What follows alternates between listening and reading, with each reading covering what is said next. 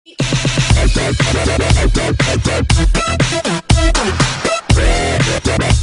Friends, welcome back to the channel GS study. तो भारत के भूगोल के अंतर्गत आज हम पढ़ने वाले हैं अपवाह प्रतिरूप, या इंग्लिश में बोलते हैं इसे ड्रेनेज पैटर्न।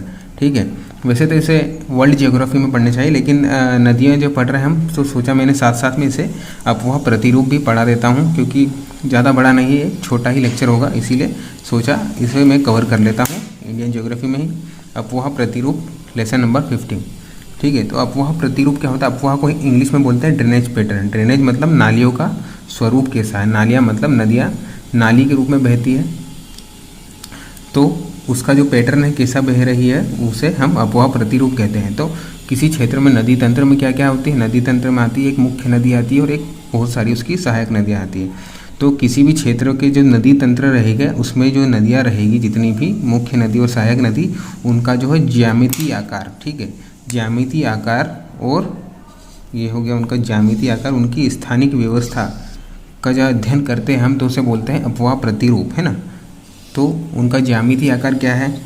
कैसी बह रही है? सीधी बह रही है, आड़ी बह रही है, गोल ऐसे चक्कर लगाकर बह रही है, उनका जो इसका अध्ययन करते हैं। और उसकी स्थानीय व्यवस्था कहाँ कहाँ से जल एकत्र कर रही है, इन सब का अध्ययन जब करते हैं तो उसे बोलते हैं अपवाह प्रतिरूप। ठीक है, नदी तंत्र के ज्यामितीय आकार, उसकी स्थानिक व्यवस्था को अपवाह प्रतिरूप कहते हैं। तो उसके बाद में एक छोटा सा पॉइंट और आता है, जल ग्रहण क्षेत्र। ठीक है, तो किसी नदी तंत्र में नदी विशेष क्षेत्रों से अपना जल ग्रहण करती है। ठीक है, इन क्षेत्रों को क्या बोलते हैं? जल ग्रहण क्षेत्र, है ना। जल ग्रहण क्षेत्र क्या होता है? नदी तंत्र में नदी जो है विशिष्ट क्षेत्रों से अपना जल ग्रहित करती है, इन क्षेत्रों को जल ग्रहण क्षेत्र कहते हैं। नदी कभी भी एक ही स्थान से जल लेकर नहीं आती है, वह जैसे झील से निकल रही तो रास्ते में दूसरे स्थानों से भी उसे जल मिलता रहता है। जैसे एक मुख्य नदी निकल रही, किसी झील से निकल कर आ रही है, ठीक है, मान लो गंगा नदी आ रही है, ठीक है, तो उसमें दूसरी नदियाँ भी आकर मिल रही, जैसे प्रायद्वीपीय भारत के पठार की नदियाँ भी आकर मिल रही। तो उन्हें प्रायद्वीपीय भारत के पठार की नदियों को कहाँ से मिलता है जल? वर्षा से मिलता है। तो इस प्रकार से गंगा नदी का जल ग्रहण क्षेत्र क्या हो जाएगा? प्रायद्वीपीय भारत का पठार भी हो जाएगा और हिमालय भी हो जाएगा। ठीक है, इसे बोलते हैं जल ग्रहण क्षेत्र।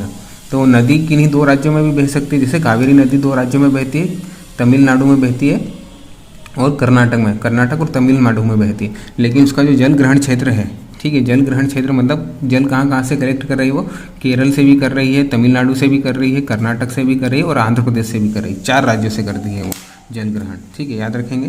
तो अब उसके बाद में हम पढ़ते हैं अपवाह द्रोणी।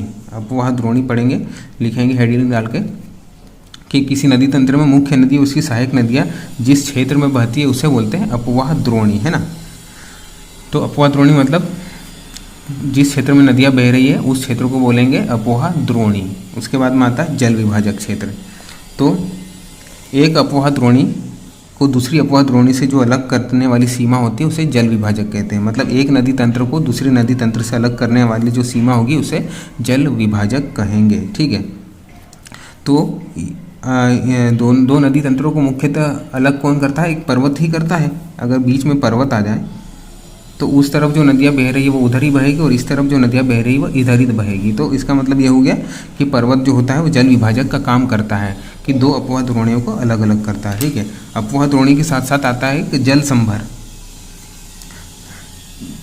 जल संभर द्रोणी। तो छोटी नदियाँ जो रहती है, जो नाले में नाले के रूप में बहती है और दूसरे नालों में मिल जाती है, उसे बोलते हैं जल संभर। ठीक है, और बड़ी जो रहेगी उसे अपवाह द्रोणी कहते हैं। तो आगे बढ़ेंगे, थोड़ा सा ये मैंने डायग्राम बनाया है।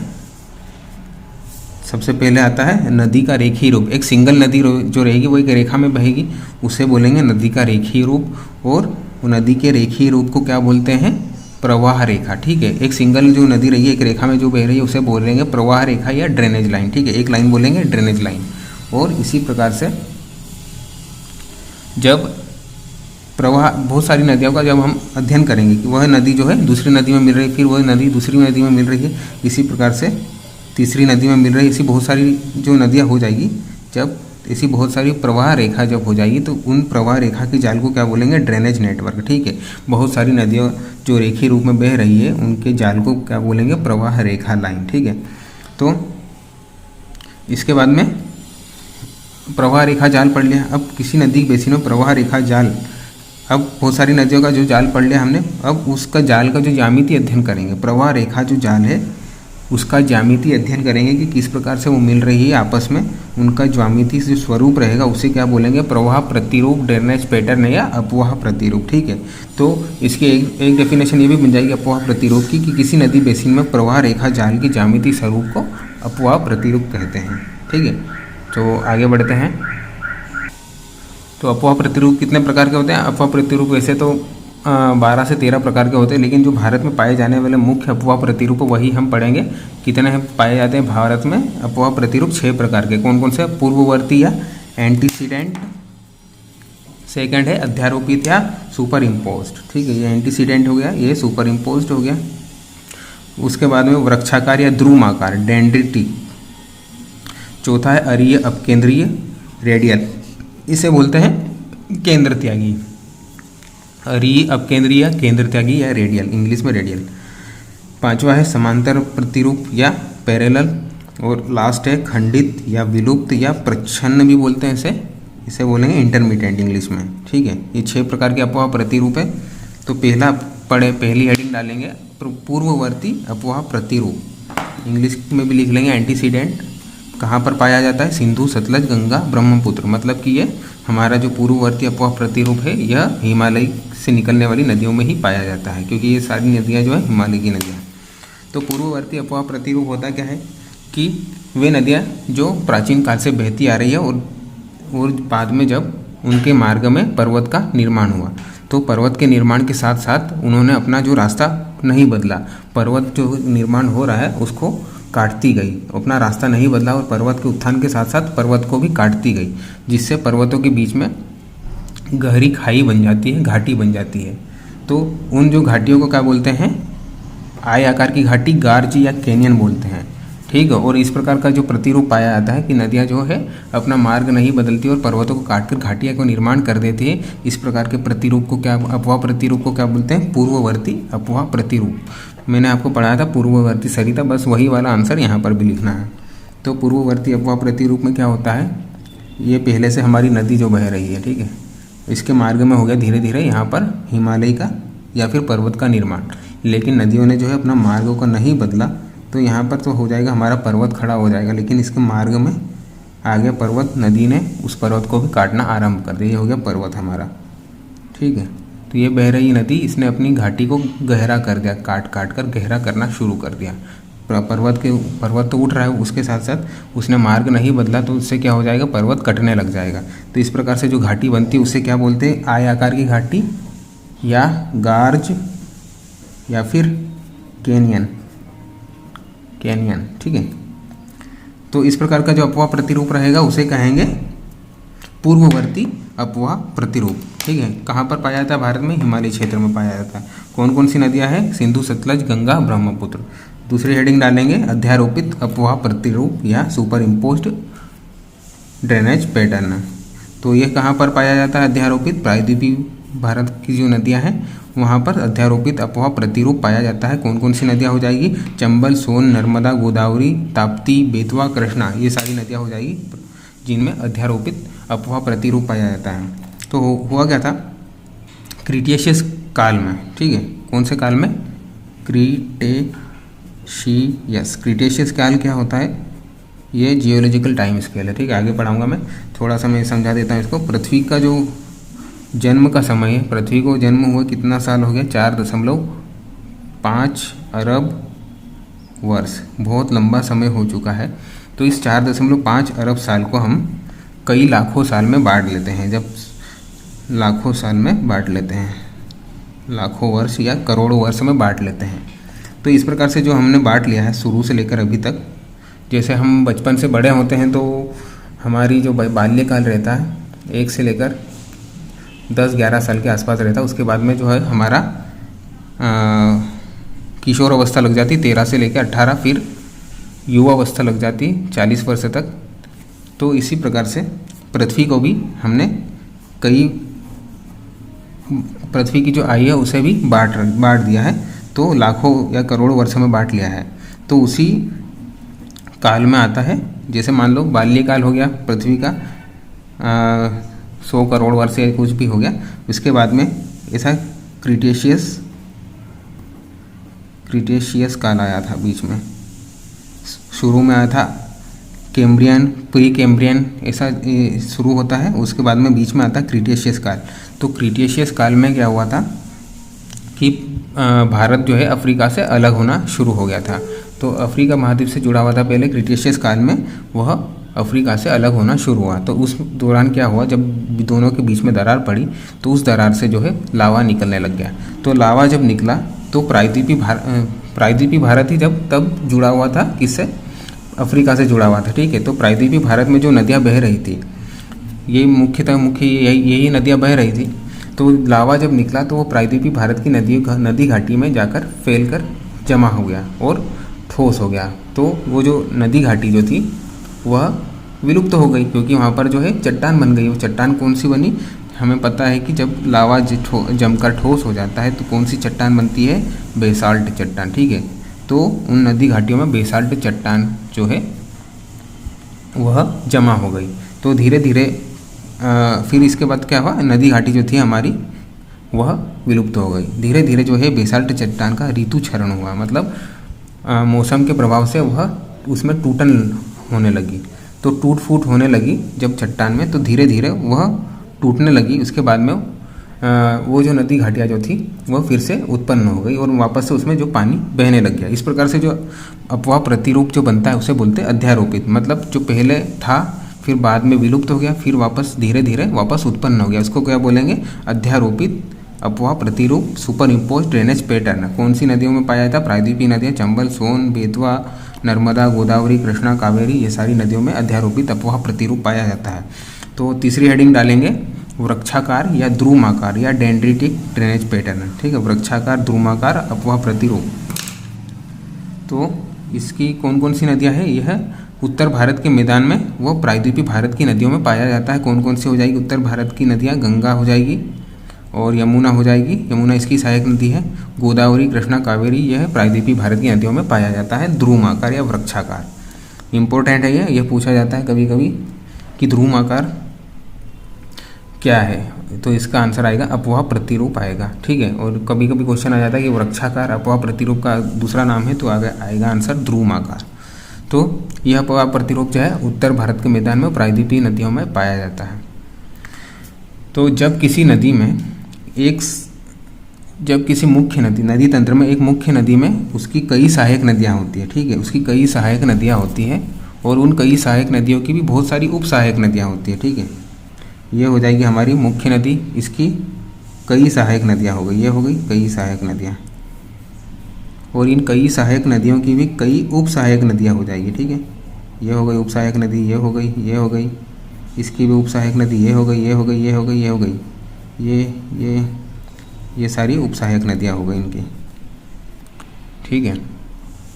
तो इस प्रकार से जब हम इस पैटर्न को देखते हैं कि एक मुख्य नदी हो गई, ये हमारी मुख्य नदी हो गई, इस और उसकी कई सहायक नदियाँ होती है, ये हो गई, और उन सहायक नदियों की भी कई उप सहायक नदियाँ होती हैं।